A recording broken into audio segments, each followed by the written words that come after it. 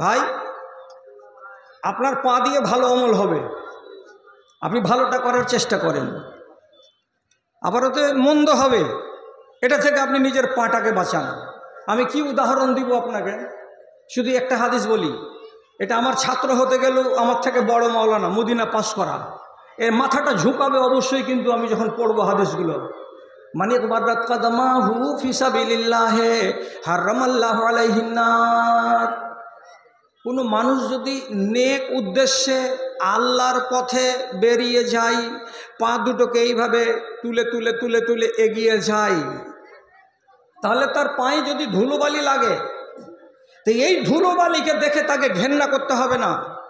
এই ধুলোবালি আল্লাহর পথে বেরিয়ে পা উঠার কারণে লেগেছে বলে রব্বুল আলামিনের নবী বলছেন, তোমার এই পায়ের উপরে আল্লাহর জাহান্নাম, আল্লাহর জাহান্নামের আগুন হারাম। তাহলে এটা ভালো। এই পাটাকেই যদি আপনি ব্যবহার করেন উল্টো কাজে, তাহলে গলার ফাঁদ। এই জন্য বলছি যে 5টা অঙ্গের নাম আপনার সামনে নিয়েছি, এতে নেগেটিভ পজিটিভ দুই রকমেরই কাজ হবে। আপনাকে বারবার বারণ করব, আপনি উল্টো কাজটা করবেন না, সোজা কাজটা করার চেষ্টা করবেন। চোখ দিয়ে আমি ভালো কাজ করতে পারি, কিন্তু চোখ দিয়ে আবার মন্দ কাজও আমার দ্বারাই হতে পারে। চোখ দিয়ে যদি মন্দ করি তাহলে তার কৈফিয়ত লাগবে, আর চোখ দিয়ে যদি ভালো করি তাহলে নিজের মঙ্গল তো আমি রচনা করলাম। কি দিয়ে বুঝাবো আপনাকে? শুধু একটা কথা বলছি, শুধু একটা। আপনি যদি কোরআন মাজিদের আয়াতের দিকে এই দুই চোখটাকে তুলে কোরআন মাজিদের একটা লাইনকে আপনি পড়েন, আর পড়তে গিয়ে যদি প্রথমে কি আসে আলিফ লাম মিম, 3টা বর্ণ এলো, 3টা বর্ণ চোখ দিয়ে দেখলেন, 3টা বর্ণ মুখ দিয়ে উচ্চারণ করলেন। আল্লাহ তাআলা নবী বলছেন, তোমাকে 3 10 30টা নেকি দেওয়া হলো। ভালো কাজ। এই চোখ দিয়ে মন্দ কাজ, মন্দ হলেই আল্লাহর পক্ষ থেকে শাসানি আসবে এবং রব্বুল আলামিন আপনাকে ছেড়ে কথা বলবেন না। আমি যেমন আপনাকে বলছি, আর একটা হাদিস দেখেন চোখ দিয়ে মন্দ হতে পারে কিনা। রাসূলুল্লাহ বলছেন, মানিত্তালা ফি বাইতে কওমিন বিগাইরি ইজনিহিম, কোনো মানুষ যদি অপর কোনো মানুষের বাড়িতে উঁকি মারে, আড়াল থেকে লুকিয়ে লুকিয়ে ভেতরটাকে দেখার চেষ্টা করে, বাড়ির মহিলারা কি অবস্থায় বসে আছে, গায়ের কাপড়কে ফেলে দিয়ে মাথা খুলে দিয়ে কিংবা তাদের শরীরে কাপড়গুলো এলোমেলো হয়ে আছে, এই রকম অবস্থায় কোনো একটা মানুষ যদি অপর কোনো মুসলমান ভাইয়ের বা কোনো কওমের বাড়িতে আড়াল থেকে উঁকি মেরে দেখতে যায়, আর বাড়ির লোকটা যদি জানতে পারে যে আমার বাড়ি থেকে উঁকি মেরে দেখছে, তো রাসূলুল্লাহ বলছেন ফাফাকু আইনাহু, তার চোখ দুটোকে যদি পারো তো কানা করে দাও। ওয়ালাইসা আলাইকা দিয়াতুন, চোখ কানা করে দিতে গেলেও তোমাকে জরিমানা লাগবে না, তোমাকে কিসাস দেওয়া হবে না, তোমাকে আর কোনো খেসারত দিতে হবে না। অথচ অকারণে কোনো মানুষের চোখ যদি কেউ কানা করে দেয়, তো তাহলে তাকে 25টা পর্যন্ত উট জরিমানা দিতে হয়। তাহলে এই চোখ, পরের বাড়িতে উঁকি মারতে গেলাম, এটা হয়ে গেল মন্দ আমল। আর মন্দ আমলের খেসারত কি আমাকে দিতে হচ্ছে? রাসূলুল্লাহ বলছেন ওর চোখকে কানা করে দাও। কানা করে দিতে গেলে জরিমানা আমাকে লাগবে না, আর যে তুমি পরের চোখ কানা করলে কেন? তাহলে বুঝাতে চাইছি আপনাকে যে আমার অঙ্গ প্রত্যঙ্গের দ্বারাই ভালো কাজও হবে, আর অঙ্গ প্রত্যঙ্গের দ্বারাই মন্দ কাজও হবে। আপনি ভালোটাকে ধরে রাখেন আর মন্দটাকে সর্বদা ছেড়ে রাখবেন, না হলে হয় দুনিয়াতে তার জবাব আপনার কাছ থেকে আল্লাহ নিয়ে নিতে পারেন, অথবা এইটা জিনিস আপনার জন্য মুসিবত হয়ে কিয়ামতের দিন দেখা দিতে পারে। তাহলে এবার একটা গুড়ের কথাটা বুঝেন। আমি বলেছি 5টা জিনিস অঙ্গের নাম, কিন্তু এর ভেতরে সাংঘাতিক কোনটা এটাও আপনাকে জানা দরকার। রাসূলুল্লাহ সাল্লাল্লাহু আলাইহি সাল্লামকে একদিন এক সাহাবী এসে জিজ্ঞেস করে বলছেন, আইয়ুল মুসলিমিনা আফজালু ইয়া রাসূলুল্লাহ, হে আল্লাহ রাসূল, মুসলমানদের ভেতরে সবথেকে ভালো মুসলমান কোনটা? কোন মুসলমানটাকে উত্তম মুসলমান বলা যায়? রাসূলুল্লাহ বলছেন, যেই মুসলমানের হাত থেকে এবং মুখ থেকে অপর মুসলমান নিরাপদে থাকে সেই মুসলমানকে উত্তম মুসলমান বলা যায়। কথা বুঝলেন? আমার হাত থেকে আর আমার মুখ থেকে যদি আর দুনিয়ার মুসলমান হেফাজতে থাকে তাহলে আমি হলাম হাই কোয়ালিটির মুসলমান। আপনার মুখ থেকে আর আপনার হাত থেকে এমন কোনো আমল বেরোয়নি যার দ্বারাই হয় আপনার পড়োশি, না হয় আপনার গ্রামের লোক, না হয় আপনার জেলার লোক, কেউ যদি আপনার হাতের দ্বারাই আক্রান্ত হয়ে থাকে অথবা আপনার মুখের দ্বারাই সে আক্রান্ত হয়ে থাকে, বেইজ্জত হয়ে থাকে, তার মনে ব্যথা লেগে থাকে, তাহলে জানতে হবে যে আমি হাই কোয়ালিটির মুসলমান নই। মুসলমান বটে কিন্তু আমার কোয়ালিটি উত্তম নয়, আমি লোয়ার কোয়ালিটির একজন মুসলমান। তাহলে বোঝা গেল সব থেকে বেশি মানুষের কোন অঙ্গে ক্ষতি সাধন করে। তার ভেতরে হলো একটা, এটা হলো মুখ, আর তার ভেতরে আর একটা, সেটা হলো আপনার হাত। এই দুটো জিনিসকে আপনাকে সংবরণ করে রাখতে হবে। মুখের বেলা ভালো করে বুঝবেন, মুখের বেলা এখানে দুটো ক্ষেত্র আছে। মুখ থেকে কথা বলা এটা একটা দিক, আর মুখের ভেতরে কিছু ঢোকানো এটা একটা দিক। দুটোকে সামাল দিতে হবে।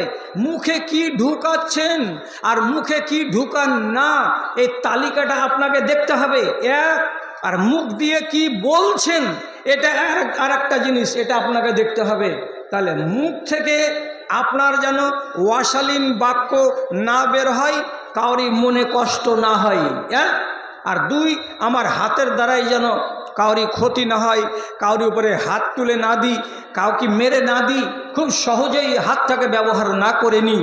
এই দুটো জিনিস থেকে আপনাকে হেফাজতে থাকতে হবে, সাবধানে থাকতে হবে। তাছাড়া আপনি নাম্বার ওয়ান মুসলমান হতে পারবেন না।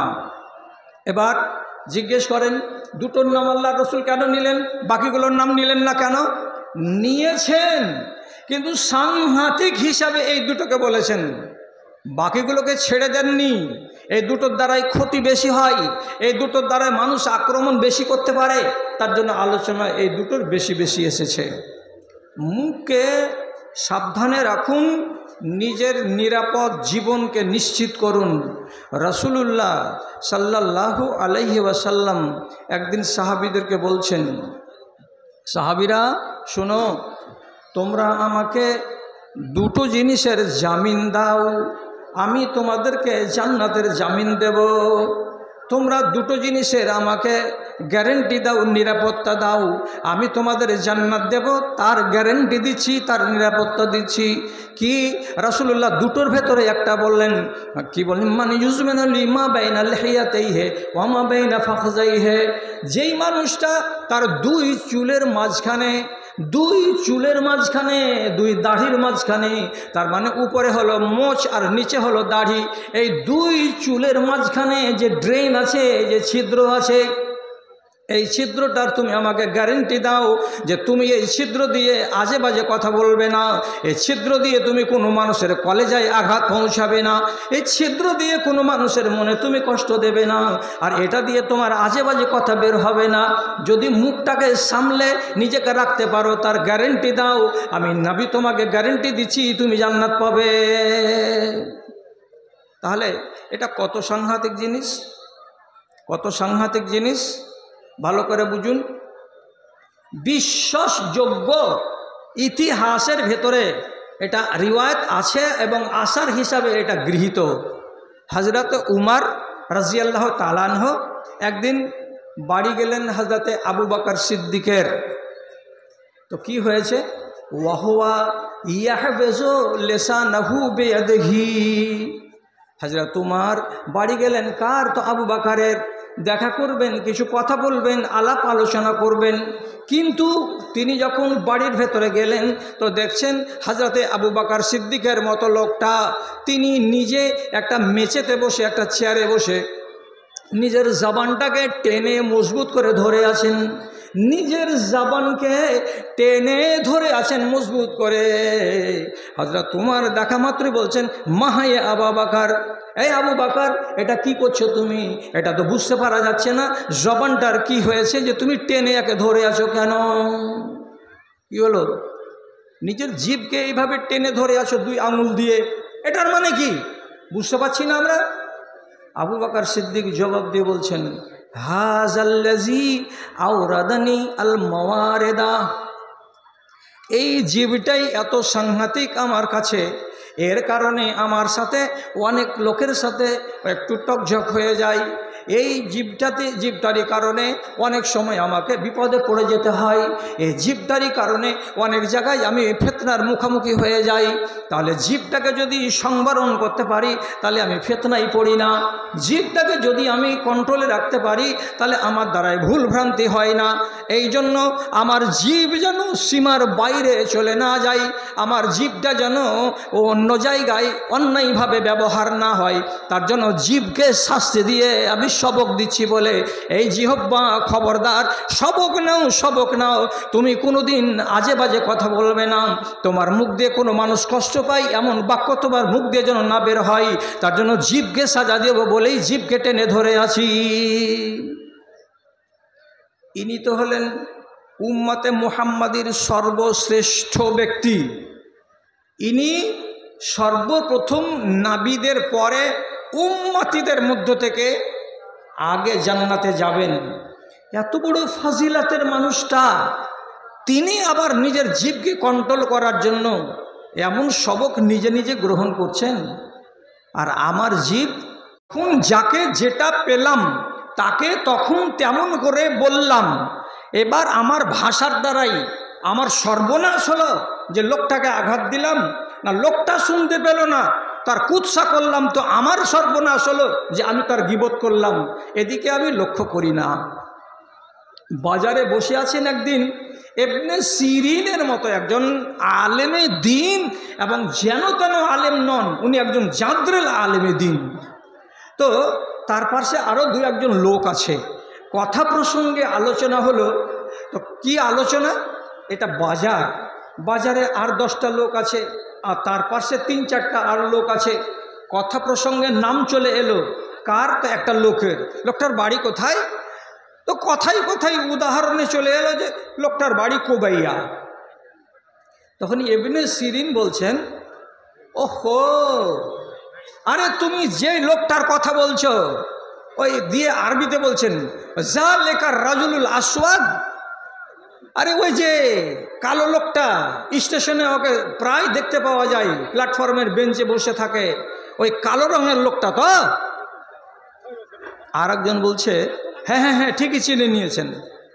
আর কালো লোকটা তো বলে পরিচয় দেওয়ার সাথে সাথে ইবনে সিরিনের মতন আলেম কি বলছেন? আস্তাগফিরুল্লাহ ফাইন্নী ইগতাবতুহু। সাথে সাথে তিনি বলছেন, আস্তাগফিরুল্লাহ, হে আল্লাহ তুমি আমাকে মাফ করো। আল্লাহ আমি তোমার কাছে মাফ চাইছি, ক্ষমা চাইছি। কেন? আমি এই মুহূর্তে এই 1 মিনিট আগে আমার দ্বারাই গীবত করা হলো। কার? তো কোবাইয়া গ্রামের একটা মানুষের। কি তার পরিচয় দিলাম? আমি তার ভালো পরিচয় দিতে না পেরে আমার মুখ থেকে বেরিয়ে গেল ওই লোকটা নাকি, যেই লোকটা কাকের মতো কালো, যে লোকটাকে দেখতে গেলে কালো, কালোটা মানুষ মনে হয়, তাহলে সেই লোকটা নাকি। তো মানুষটার অন্য কোনো ভালো গুণ না বলে এমন একটা শব্দ ব্যবহার করলাম যে শব্দটা ওই মানুষটা যদি নিজে শুনতে পায় তাহলে তার মগজে আগুন লেগে যাবে। তাহলে এমন কুবাক্য আমার মুখ দিয়ে কেন বের হলো? এজন্য আমি আল্লাহর কাছে মাপ চাইছি, আল্লাহ তুমি আমাকে মাপ দাও, কেন যে আমার দ্বারা গীবত করা হয়ে গেল। তাহলে ইনারা হচ্ছেন আমাদের আসলাফ, আমাদের অতীতের, এরা অনুকরণীয়। তো তিনি বলছেন এই কথাটা যে পরিচয় দিতে গিয়ে একটু ভাষা গণ্ডগোল হলো, আর বলেই তিনি আল্লাহর কাছে ইস্তিগফার করছেন যে আল্লাহ আমি গীবত করে বসলাম। তাহলে আপনাকে একটু আন্দাজ করতে হবে যে আমার জিহ্বা আমার নিয়ন্ত্রণে কতটা আছে আর কতটা নাই। যদি আপনাকে জ্যান্ত কথা বলি তা আপনার অস্বীকার করার কোনো উপায় নেই।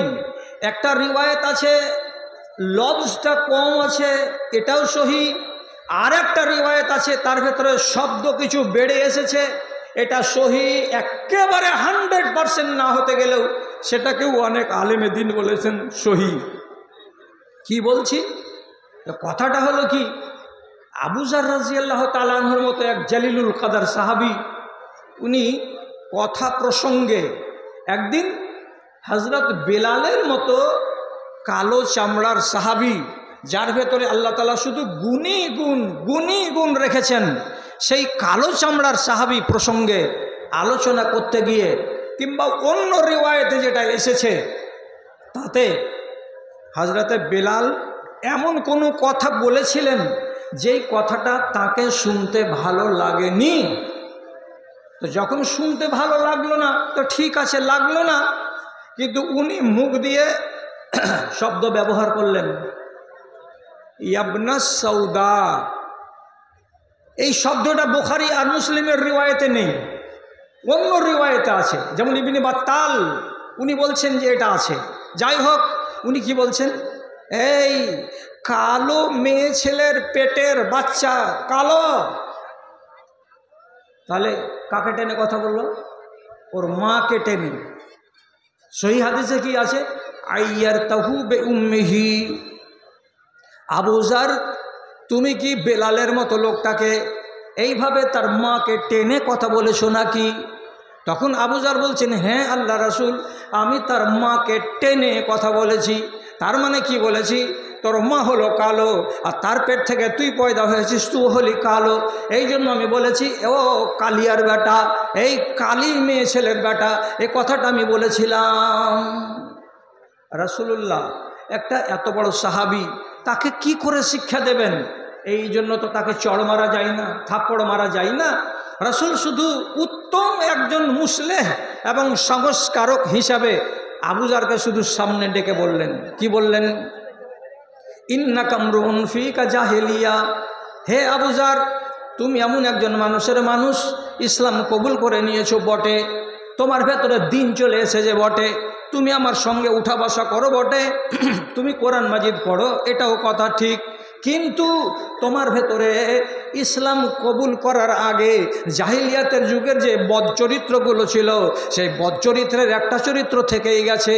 না হলে তুমি একটা মানুষকে তার মাকে তুলে কেমন করে কটু কথা বলতে পারো? তার চামড়া কালো, তার জন্য তুমি তাকে কালো কেমন করে বলতে পারো? তার মা ছিল কালো, তার জন্য তার মাকে টেনে ছেলেকে কি করে তুমি কথা বলতে পারো? এটা চলন কিন্তু ভালো নয়।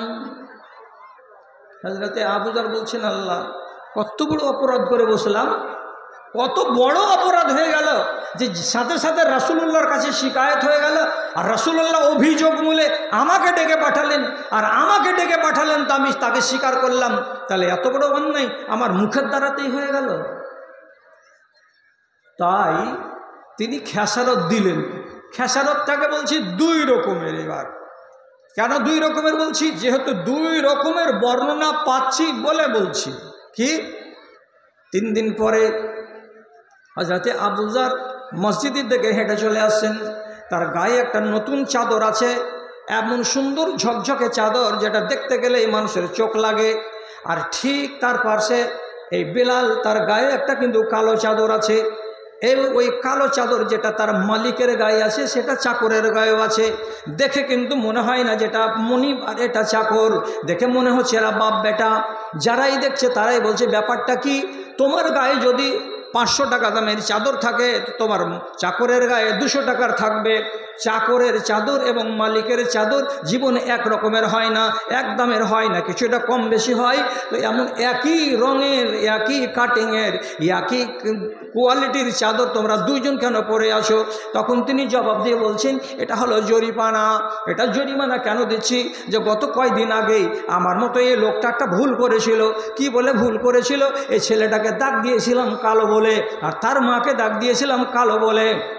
এই যে আমার দ্বারাই ভুল হয়েছে, আমি আমার জবানের খেসারত দিচ্ছি কি, আমার গায়ে চাদর চাপিয়েছি যেমন দামি, তেমনি আমার চাকরের গায়েও চাদর চাপিয়েছি দামি, যাতে আল্লাহ রাব্বুল আলামিন আমাকে কিয়ামতের দিন আমার জবানের কারণে হিসাবের কাঠগড়াই না দাঁড় করিয়ে দেন। জবানটাকে নিয়ন্ত্রণে রাখতে হবে।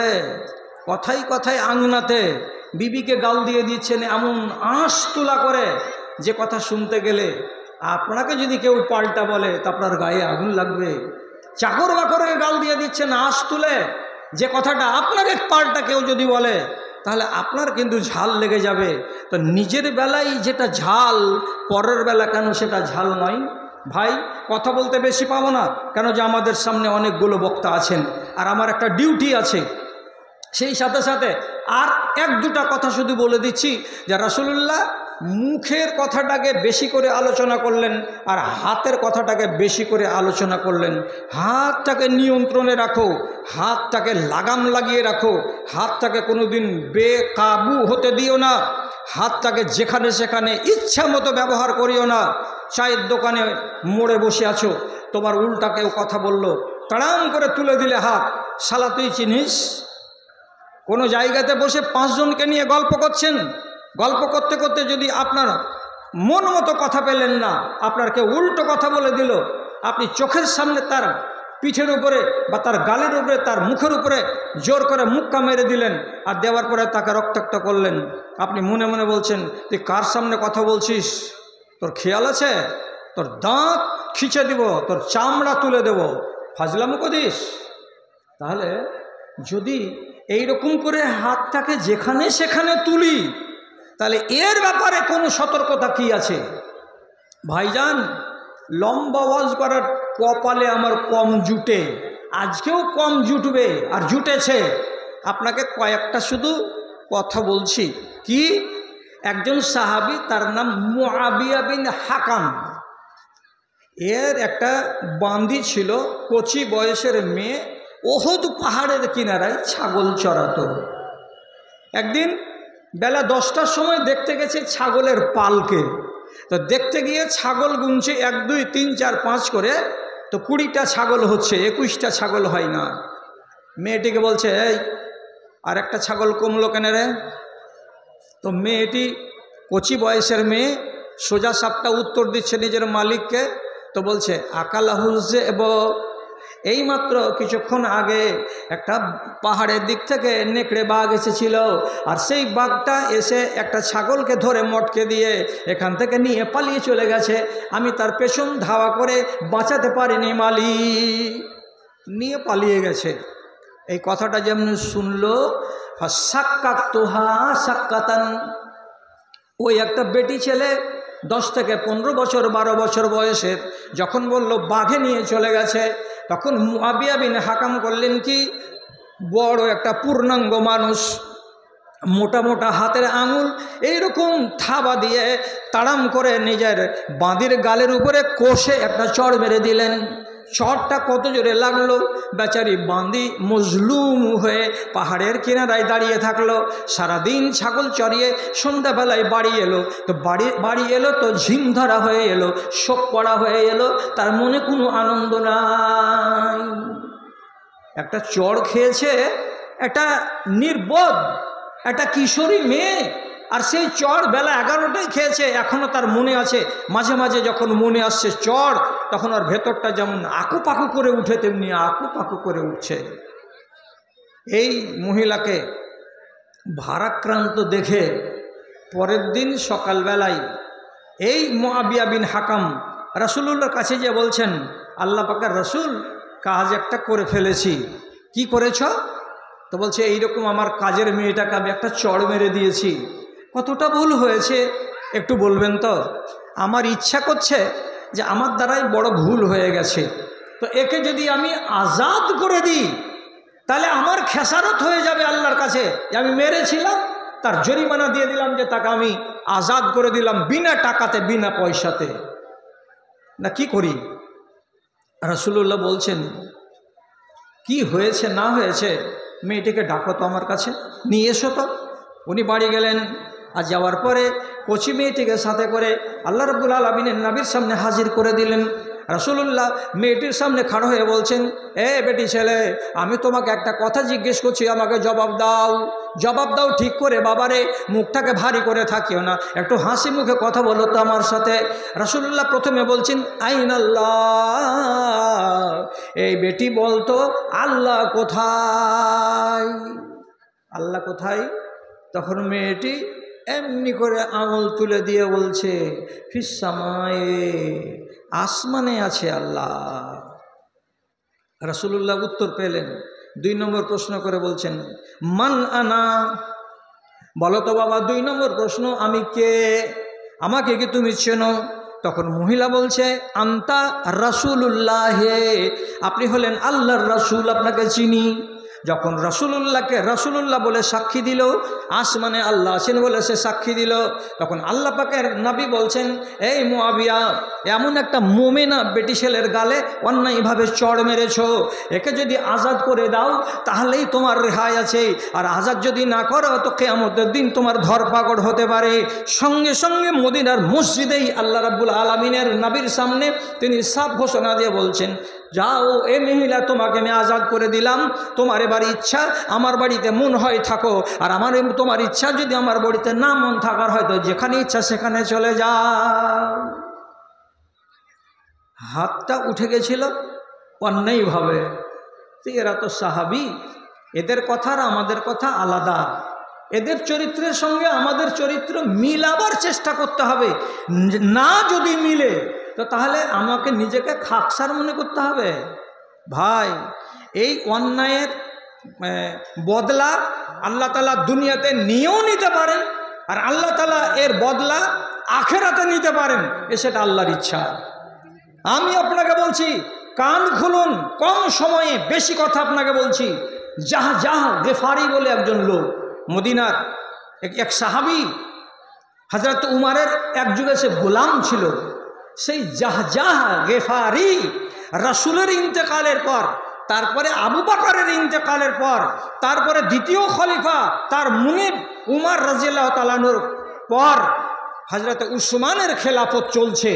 হযরত উসমান মিম্বারে দাঁড়িয়ে খুতবা দিচ্ছেন, তো তার হাতে যে লাঠিখানা আছে, এই লাঠিখানা পরম্পরাগতভাবে চলে আসছে, এটা আল্লাহ পাকের নবীর লাঠি, যেটা হাতে করে রাসূল মিম্বারে নববীতে খুতবা দিতেন।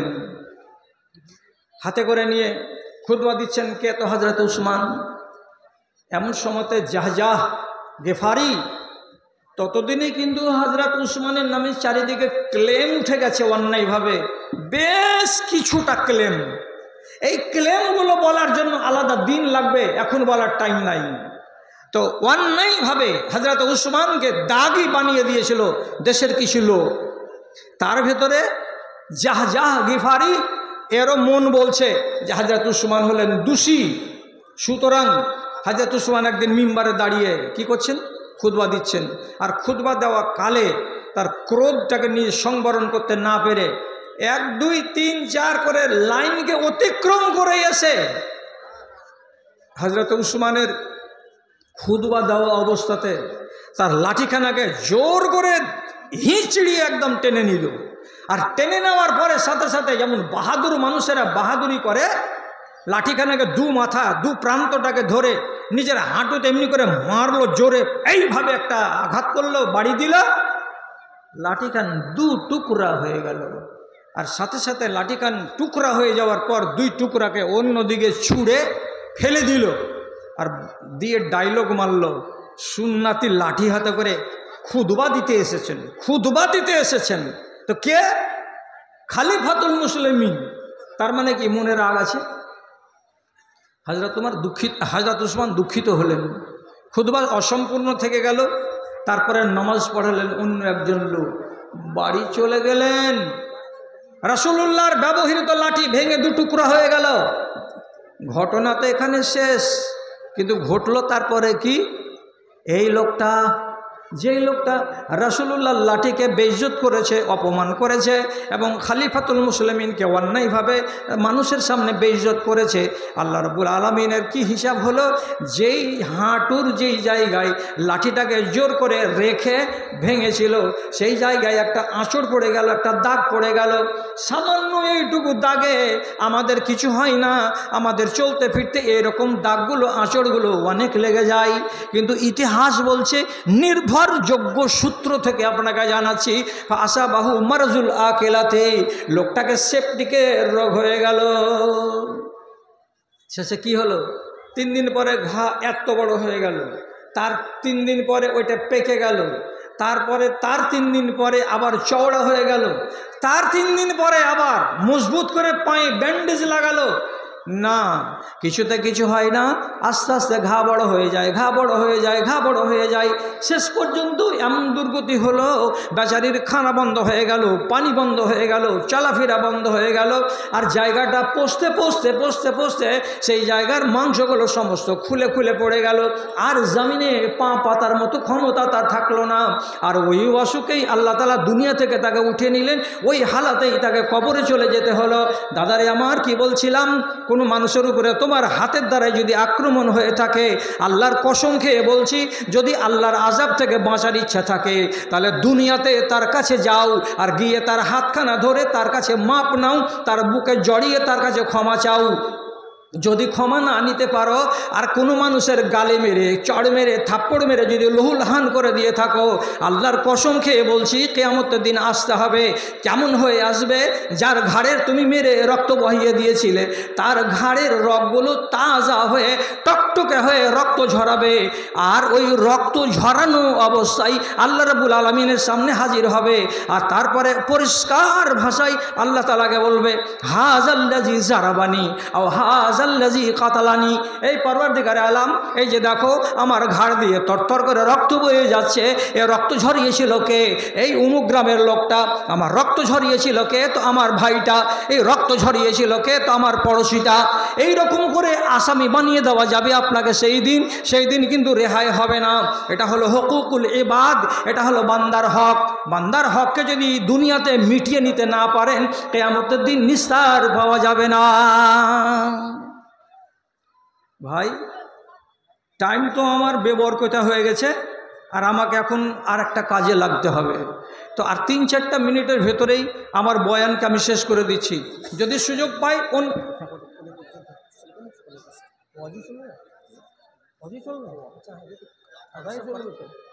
হ্যাঁ, ঠিক আছে, ঠিক আছে, তাহলে ঠিক করছি। হ্যাঁ, আর একটা বলছি, সেটা মানে ভুল ধরা আলেম তো দুনিয়াতে অনেক। আর আব্দুল সালাম ছাত্র হয়ে রেহাই দিবেন আল্লাহ তাআলা জানে। আল আদাবুল মুফরাদ গ্রন্থে ইমাম বুখারীর লেখা কিতাব, তার ভেতরে এই রিওয়ায়েতটা এসেছে এবং তাহকিকের পরে, তদন্তের পরে তাকে হাসান দরজার বলা হয়েছে। আমি আপনাকে জ্ঞান দেওয়ার জন্য এই রিওয়ায়েতটা আপনার সামনে আনছি। কি বলছি? ইবনে সিরিন, এক জ্ঞানীগুণী তাবেঈ, তিনি এটাকে বর্ণনা করছেন। কি বর্ণনা করছেন? তো উনি বলছেন, আমি একবার মক্কা গেলাম কাবার জিয়ারতে, তওয়াফ করব, সাই সাফা মারওয়া করব, আর করে একটা উমরা করে আসবো ওখান থেকে, এই জন্য আমি এলাম। তাহলে আপনি তো জানেন, মক্কা যেতে গেলে এহরাম পরে টরে তারপরে চারিদিকে ঘুরতে হয়, 7 চক্করে একটা তওয়াফ হয়। আর যারা ধরুন উমরা করবে না, তারা তার নিজের এই সব কাপড় গায়ে দিয়ে তওয়াফ করতে পারে, তওয়াফ করতে মানা নাই। তো ইবনে সিরিন বলছেন, আমি তওয়াফ করছি, আমার ডানে বামে অনেক লোক আছে, কেউ আপন আপন উদ্দেশ্য নিয়ে, ঠিক আছে, ঠিক আছে, বলছি, আপন আপন উদ্দেশ্য নিয়ে তারা চক্কর কাটছে কাবার চারিদিকে। কেউ দোয়া পড়ছে মায়ের জন্য, কেউ দোয়া পড়ছে বাপের জন্য, কেউ দোয়া পড়ছে নিজের জন্য। এমনি করে চলতে চলতে হঠাৎ আমার ডান দিকে একটা লোককে আমি দেখতে পেলাম। কেমন লোকটা? তো লোকটা কাবার চারিদিকে তোয়াফ করছে, আর তোয়াফ করতে করতে আল্লাহ রাব্বুল আলামিনকে বলছে কি কথা? আল্লাহুম্মা গফিরলি ওয়া ইন্নী আ'লামু ফাইন্নাকা লা তাগফিরুলি। এ রব্বে করিম, তুমি আমাকে মাফ করে দাও, আর আমি জানি তুমি আমাকে মাফ করবে না। কোন কথা? আল্লাহ তুমি আমাকে মাফ দাও, কিন্তু আমি জানি তুমি আমাকে মাফ দিবে না। তাই এইভাবে দোয়া করার মানেটা কি? তারপরে ইবনে সিরিন বলছেন, ও রায় তো ইয়াদহু কান্না হইয়া বেসা, আমি দেখছি তার ডান হাতখানা শুকনো মরা কাঠের মতো পাতল হয়ে ঝুলছে, বেশি নড়াচড়া করে না। যদি ঝুলছে, হিলছে, ডলছে, তো তার বাম হাতখানা বেশি বেশি হিলছে, আর বাম হাতখানা দিয়েই সব কিছু করছে, আর ডান হাতখানা তার কাজ করে না। যখন তার মুখে এই আজগুবি দোয়া আমি শুনতে পেলাম, তখন আমি তার কানে কানে আস্তে করে যেয়ে বলছি, ও ভাইজান, আপনি যে দোয়াটা করছেন তো কেন নিয়ম করে দোয়া করেন না? আপনি পরিষ্কার ভাষায় বলুন, আপনি যত বড়ই গুনাহ করে থাকেন না কেন, আপনি আল্লাহ তাআলাকে বলুন, পরওয়ারদিগার, আমার গুনাহ অনেক লম্বা আছে, আমার পাপ অনেক বেশি আছে, আল্লাহ তুমি আমাকে মাফ করে দাও, আল্লাহ তোমার কাছে আমি ক্ষমা চাইছি। এ কথা না বলে আপনি কেন বলছেন এই কথাটা, হে আল্লাহ তুমি আমাকে মাফ দাও, কিন্তু আমি জানি যে তুমি আমাকে মাফ দেবে না। তুমি জানো যে আল্লাহ মাফ দেবে না, তো তুমি মাফ চাইতে কিসের জন্য যাচ্ছ? এমন করে আল্লাহ তাআলার কাছে দোয়া করতে হয় না, তোমাকে ইয়াকিনের সাথে বলতে হবে, আল্লাহ তুমি আমাকে মাফ দাও। তো লোকটা দুঃখিত হয়ে ইবনে সিরিনের দিকে তাকিয়ে বলছে, তুমি কি জানো? আমার কথা তো তুমি জানো না। আমি জানি আমার তাপ, আমি জানি আমার কথা, আমি জানি আমার কর্মের কথা, যার কারণে আমি এই রকম কথা বলছি। তুমি তো ভাই জানো না। ও তো জানি না, তো তুমি আমাকে জানাও কি হয়েছে তোমার জীবনে এমন ঘটনা। তওয়াফ শেষ করার পরে একটু আড়ালে নিয়ে গিয়ে বলছে, ভাই সত্য কথাটাই বলি, এটা আল্লাহর ঘর, সেখানে ঘুরছি, তওয়াফ করছি, তুমিও নেক অন্তর নিয়ে এসেছো, আমিও নেক অন্তর নিয়ে এসেছি। আমার কথাটা হলো এই যে হযরত উসমান গনি রাদিয়াল্লাহু তাআলা আনহুর উপরে 10টা-15টা ক্লেম ছিল। লোকেরা তাকে ভালো বলে জানতো না, আমিও তাকে ভালো বলে জানতাম না। লোকেরা যেমন তাকে দাগি মনে করলো, তেমনি আমিও মনে মনে ভাবলাম যে হযরত উসমান দাগি লোক, এটা ভালো মানুষ নয়। তো দাগি কেন হযরত উসমান লোকেরা ভাবলো কেন? আপনাদের মনের ভেতরে একটা সংশয় থাকতেই পারে যে এই মৌলবীটা বাঁচবে কি বাঁচবে না, ফের কথা শুনতে পাওয়া যাবে কি যাবে না।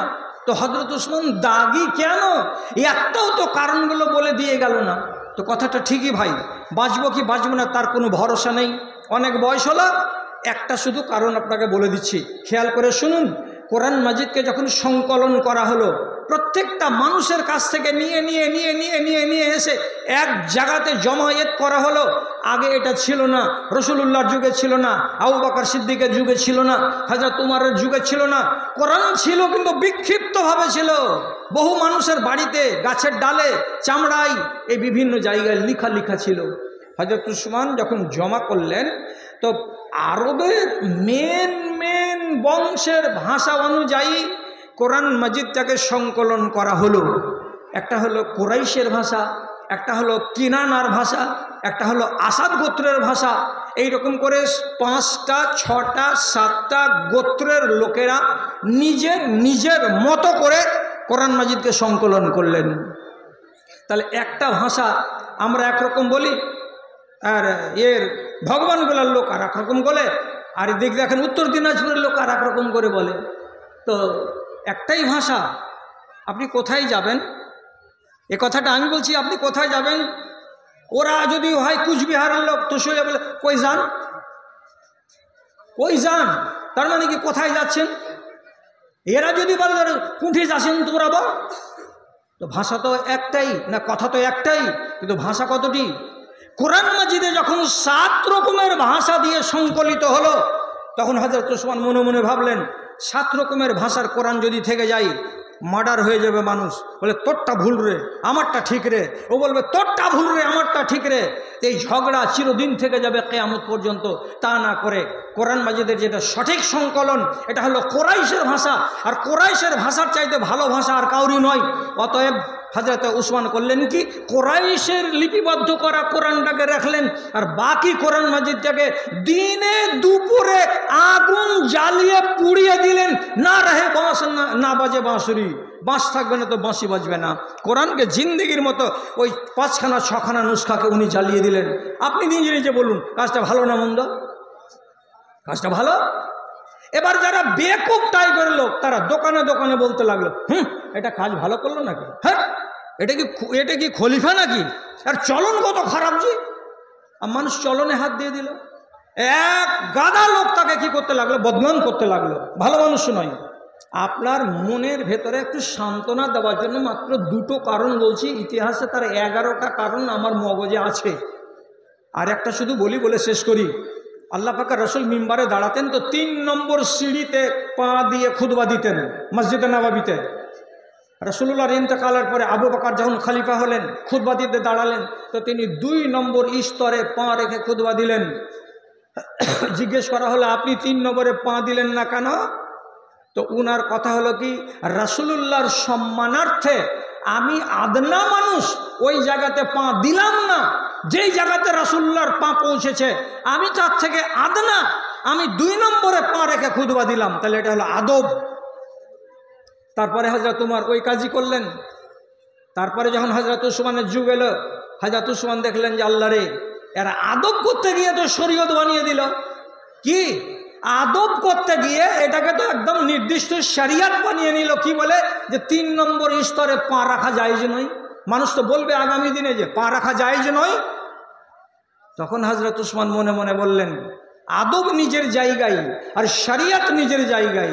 আমি আল্লাহ পাকের রাসূলকে 1000 বার মোহাব্বত করি, তাই বলে 3 নম্বর স্তরে পা রেখে খুতবা দিব না, এটা হবে না। উনি করলেন কি, খুতবা দিতে দাঁড়ালেন তো 3 নম্বর স্তরে রেখে পা উনি খুতবা দিয়ে দিলেন। পরের দিন শুরু হয়ে গেল ক্রিটিসাইজ চায়ের দোকানে, আর এদিকে রাজধানী মোড়ে, আর এদিকে সোনাকুলের মোড়ে। দেখছো আবু বকর কেমন সম্মান করেছে রসুলের, হ্যাঁ দেখছো হযরত উমর কেমন সম্মানী খলিফা ছিল, আরে দেখো বেয়াদব খলিফাকে, যে রসুলুল্লাহর কোনো সম্মান নাই এর কাছে, 3 নম্বর স্তরে পা চাপিয়ে খুতবা দিয়ে দিল। পাবলিক কিছু বললো, কথা ঠিকই বলেছো, এরকম লোক কিন্তু ভালো লোক নয়। এই করে 11টা ক্লেম খাড়ো হলো কার নামে? তো হযরত উসমানের নামে। বহু লোক হযরত উসমানকে খারাপ বলতে লাগলো। অ্যাকচুয়ালি হযরত উসমান দোষী লোক নন। কথা শেষ করে দিলাম। শেষ পর্যন্ত এই লোকটা বলছে, আমি যখন হযরত উসমানের কুকীর্তির কথাগুলো মানুষের মুখ থেকে শুনে ফয়সালা করলাম এটা ভালো মানুষ নয়, তখন আমি মনে মনে ভেবেছিলাম জীবনে যদি কোনো দিন সুযোগ পেয়ে যাই, তাহলে সামনাসামনি উসমানের সামনে দাঁড়িয়ে তার গালে একটা থাপ্পড় কষে দেব, আর দেওয়ার পরে তাকে ঢং ধরিয়ে দেব। এটা আমার মনের সংকল্প ছিল, কিন্তু আমি হযরত উসমানকে তার জীবদ্দশায় তার গালে একটা চড় মারার সুযোগ আমি পাইনি। যেদিন 40 দিন তার বাড়িকে নাকাবন্দি করে হযরত উসমানকে 2 তলার উপরে মার্ডার করে দিল, তার লাশকে ধোইয়ে কাফনিয়ে বাইরে আইনে রাখা হলো।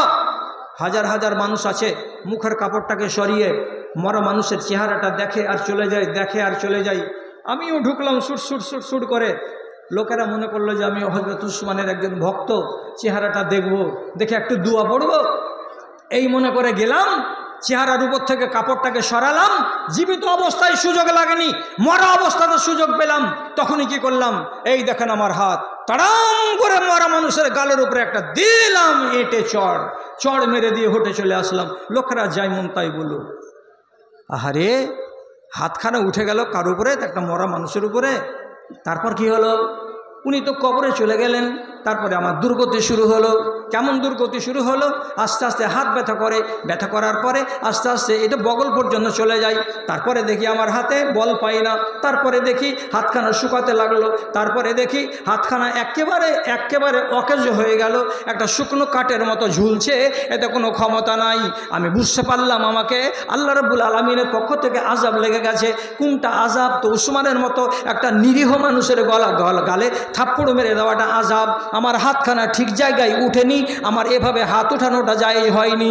তার জন্য নিজে নিজে খাকসার হলাম, নিজে নিজে অনুশোচনা প্রকাশ করলাম। বাড়িতে বসে বসে মন স্থির হলো না, তখন চলে এসেছি উঠে চড়ে কাবার প্রাঙ্গণে। আর এখানে এসে কাবার চারিদিকে তোয়াফ করছি, আর এই হাতখানা উঠে না, শুধু বাম হাতখানা তুলে তুলে আল্লাহকে ডেকে বলছি, আল্লাহুম্মা গফিরলি, হে আল্লাহ তুমি আমাকে মাফ করে দাও। ওয়া ইন্নী আ'লামু ফাইন্নাকা লা তাগফিরুলি, আর আমি জানি তুমি আমাকে মাফ দেবে না, আমি জানি তুমি আমাকে মাফ দেবে না। ঠেলার নাম বাবাজি, হাতখানা আগে ঠিক করে উঠাওনি। আমি এতগুলো মোবাইলের সামনে নাম নিব না, নাহলে কপাল আমারও খারাপ হতে পারে। আমার মতো একটা সিধা সাদা মৌলবীকে কোনো লোক বলেছিল, টেবিলকে হিলিয়ে দিয়ে বলেছিল দাঁত ভেঙে দেব, আমাকে বলেছিল। আজকে 20 বছর আগেকার ঘটনা। তো আমি নির্দোষ। কেউ দোষী হলো যদি তাকে আপনি মারেন তো আপনার হাতকে জিজ্ঞাসা করা হবে না। আব্দুল সালাম হ্যাঁ বলো, হুবাই বিন আখতাবের মরে যাওয়ার পরে ওর ভাই ওর সোনার পুটলিকে লুকিয়ে দিল। রসুল বলছেন দে, সোনার পুটলি কোথায় আছে, দে, খাইবারের মাঠে। তো বলছে খরচ হয়ে গেছে। রসুল দেখছেন যে এই সোজা ভাষা তো সোনা বাহির করবে না, তখন হযরত জুবাইরকে ডেকে বলছেন, জুবাইর যেমন করে বাহির করতে পারো বাহির করলাম। হযরত জুবাইর বলল, রসুল আপনি একটু আড়ালে চলে যান, শালাকে গুতিয়া বাহির করে নেবো আমি। ঠিক যেমনি রসুলুল্লাহ আড়ালে গেলেন, যখন দিতে লাগলো এমনি করে করে কোমরে আর পিঠে যখন গুঁতা পড়তে লাগলো, তখন এই হুবাই বিন আখতাবের ভাই বলছে, ভাই মারিস না ভাই, চল আমার সাথে সাথে চল। একটা খেজুরের বিরান বাগানে যে খাল খোঁড়ার পরে এত বড় বস্তা বাহির করে দিয়ে দিল। এটা ওর ভাইয়ের সোনা, মদিনা থেকে নিয়ে গেছিল। এটা হিসাবে কি হলো এখন, তো যুদ্ধের পরে সাফিয়া বিনতে হুয়াই, অর্থাৎ সাফিয়া রাসূলুল্লাহর বিবি, আর ওর বাপের সম্পত্তি হজম করে রেখেছিল কে, তো ওর চাচা পিটিয়ে বাহির করে নিল। কিয়ামতের দিনকে আল্লাহ তাআলা জুবাইরকে বলবেন, এই জুবাইর তুই মেরেছিলি কিসের লেগে লোকটাকে? না, বলবেন না আল্লাহ তাআলা, কেন এই মায়েরটা দেওয়া ওয়াজিব, একে ঠুকুন দেওয়াটা উচিত ছিল। কেউ যদি ধরা পড়ে আর তাকে যদি মারতে হয়, যেমন করে মারবেন নিদয়ের মতো থাড়া থাড় খেজুরের ডালের বাড়ি মারেন, আপনার হাতকে জিজ্ঞেস করা হবে না, কেন যেটা ওয়াজিব। কিন্তু আপনি যদি যেটা ওয়াজিব নয়, যেটা হক নয়, না হক যদি কারোর উপরে আপনার হাত উঠে যায়, তাইয়ার থাকেন এই হাতখানাকে আল্লাহ রাব্বুল আলামিন হয়তো দুনিয়াতে আযাবে ফেলবে, আর না হয় কিয়ামতের দিন আপনাকে জবাব দিতে হবে। শেষ কথা, একটাই আয়াত পড়ছি, ইন্না সামআ ওয়াল বাসারা ওয়াল ফুআদা কুল্লুন উলাইকা কানা আনহু মাসউলা। মানুষেরা মনে রাখো, তোমার মুখকে জিজ্ঞাসা করা হবে কিয়ামতের দিন, ওয়াল বাসারা তোমার চোখকে জিজ্ঞেস করা হবে কিয়ামতের দিন, এবং তোমার কানকেও কিয়ামতের দিন জিজ্ঞেস করা হবে। কৈফিয়ত চাইছি, কৈফিয়ত দাও। সঠিক কৈফিয়ত দিতে পারলে রেহাই হবে, আর সঠিক কৈফিয়ত দিতে না পারলে আপনি ফেঁসে যাবেন, নাজাত পাওয়া যাবে না। ভাই আমি শেষ করলাম, কেন যে আমার টাইম অনেক বেশি হয়ে যাচ্ছে, তারপরে আবার কিছু কাজ করতে হবে আপনাদের সামনে দাঁড়িয়ে বসেই, এই জন্য হ্যাঁ শুরু করলাম। ওই আপনার যে সালা লুটু, হ্যাঁ লুটু আনিসুর রহমান, হ্যাঁ, ও একটা রুম করে দিবে, মানে দোকান ঘরে, আচ্ছা প্রায় 1,75,000 টাকা। আলহামদুলিল্লাহ, ও এখন 1 লক্ষ টাকা দিবে। মাশাআল্লাহ। কই শুরু হলো তো একটা কথা বলবো কি, বেয়াদবি মাপ, আল্লাহ আমাকে তুমি মাফ করে দিও। বর্তমান জমানাতে যত নিজামিয়া মাদ্রাসার মেম্বার আছে, খাস দোয়া করে, আচ্ছা ইনশাআল্লাহ, এত টাকা আমাদের হ্যাঁ কেউ দেয়নি, ঠিক আপনারা ঠিক ঠিক ঠিক 1,75,000 ইনশাআল্লাহ 75,000 থাকলো। আচ্ছা আমি তো বলে দিয়ে দিচ্ছি, বাপ মা দাদা দাদি নানা নানি সব। আচ্ছা ঠিক, আচ্ছা ইনশাআল্লাহ। এই কথাটা হলো কি, যে নিজামিয়া মাদ্রাসা যত দুনিয়াতে আছে, ওর 100টার ভিতরে 90টা কমিটি হলো পেটপুষা কমিটি। মাদ্রাসাকে ভাঙিয়ে খায় আর খেয়ে পেট চালায়, কিন্তু আপনি বুঝতে পারেন এটা একটা পঞ্চায়েত। কিন্তু আমিনউদ্দিন ফাইজি যেদিন থেকে এসেছে, মহিলাদের তরফ থেকে 28,000, আর এই একটা চেন, একটা মেয়ে ছেলে, দুটা চেন আছে, একটা আংটি আছে, আর 2 লাখ মাছি পড়ে, 2 লাখ মাছি আছে পড়ে। মেয়ে লোকের দান কম হয়েছে, এখন পর্যন্ত 28,000 টাকা কেন হবে?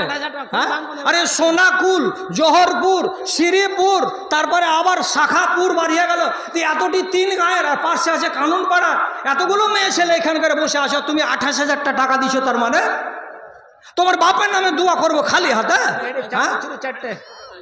চাঁদির চুড়ি 4টা। হ্যাঁ, তো বলছিলাম কি, এই মাদ্রাসাটা এই আমিনুদ্দিন ফাইজির যেদিন হাতে আসলো 3 থেকে 4 বছরের ভেতরে একটা ইউনিভার্সিটির মতন শেকেল, এটা খুলো তো, যে একবার দেখিয়ে দিয়ে রাখে যে ও খোলা যাবে না, খোলা যাবে না। আজকে আমার ভাই, আমার এই শালা বাবু, আর আসল নামটা কি, আনসুর রহমান। তো আমার এই ভাই আনসুর রহমান ফ্রন্ট পজিশনে মাদ্রাসার নামে দোকান ঘর তৈরি হবে। তো একটা দোকান ঘর তৈরির পেছনে 1,75,000 টাকা খরচ। তো সেই 1,75,000 টাকা খরচের মধ্যে উনি স্বীকার করে নিয়েছেন, আর নিয়ে উনি 1 লক্ষ টাকা নগদে দিয়ে ফেলেছেন। আপনারা সবাই মিলে মুহাব্বতের সাথে বলুন আলহামদুলিল্লাহ, আলহামদুলিল্লাহ। দোয়া করবই করব, আপনারাকে হাত তুলতেই হবে, এমন কথা নয়। উনি আমার কাছে দোয়া চেয়েছেন ফরমাইশি, আমি ওনার জন্য দোয়া করছি। আল্লাহুম্মা আনতাস সালাম ওয়া মিনকাস সালাম, তাবারাকতা ইয়া যাল জালালি ওয়াল ইকরাম, ইয়া আরহামার রাহিমিন, ইয়া হাকামাল হাকিমিন, ইয়া শরীখাল মুস্তাশরিকিন, ইয়া গাসাল মুস্তাগিসিন। রব্বানা আলাইকা তাওয়াক্কালনা ওয়া ইলাইকা নাবনা ওয়া ইলাইকাল মাসির। আল্লাহুম্মা ইগফির লাহুম ওয়ারহামহুম ওয়াফিহিম ওয়াফু আনহুম ওয়াকরিম নুজুলাহুম ওয়াসি মাদখালাহুম।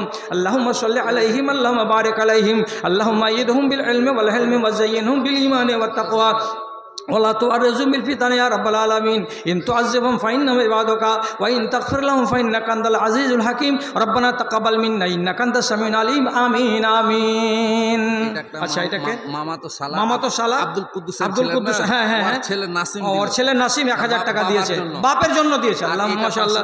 আরেকজন 500 টাকা ওর দাদির জন্য দিয়েছে। আল্লাহুম্মা সাল্লি আলাইহা, আল্লাহুম্মা বারিক আলাইহা। মাশাআল্লাহ, আলহামদুলিল্লাহ, জাযাকাল্লাহ। আর সারিফুল ডাক্তার মা বাবার জন্য দিয়েছে 850 টাকা। দান কবুল করো ভগবান। ভাইরা, আপনাকে বলছিলাম একটু আল্লাহর ওয়াস্তে আপনারা বাৎসরিক জালসাতে যদি কম করে 200 টাকা দেন। আমাদের নতুন প্রধান মাত্র বলছে 10,000 টাকা, তো আবার মওলানা সাহেব তাও বুঝলেন। মওলানা বাড়ি কোথায়? মানে তালিম বাড়ি কোথায়? জালালপুর। ও জালালপুর। নতুন আমাদের ছোট জিপি, হ্যাঁ, মালিহট 2। তাও লোকেরা বলে যে ওপরে ভগবান আর নিচে প্রধান। না না, এটা সেরে কি কথা। তো যাক গে, আপনার পোস্টের সাথে যেন মানান খাই এরকম একটা কাজ করে না। আমি আপনাকে ঝালাবো না অত, নিজের মনে 10 বলেছেন তো, আর 1 হুড়কি দিয়ে দেন তো, যাতে লোকেরা জব বন্ধ হয়ে যায় একবারে। ঠিক আছে, আর কতটি দিব? 15,000। 15,000। আলহামদুলিল্লাহ, মাশাআল্লাহ, জাযাকাল্লাহ। আল্লাহ আমার ভাইয়ের দানকে কবুল করে। আমার ভাই যে আশায় দান করেছেন, আল্লাহ তার আশাটাকে পূরণ করেন, তার রুজি রুটিতে যেন আল্লাহ রব্বুল আলামিন বরকত দেন। আপনাদের কাছে আমার অনুরোধ, যদি আপনারা কোনো রকমের বাজে কসম না খেয়ে থাকেন, তাহলে বলছি আপনি আমাকে 100টা তো 100টা, 200টা তো 200টা। এটা নিজামিয়া মাদ্রাসা, এর সরকার মমতা ব্যানার্জি নয়, এর সরকার হলো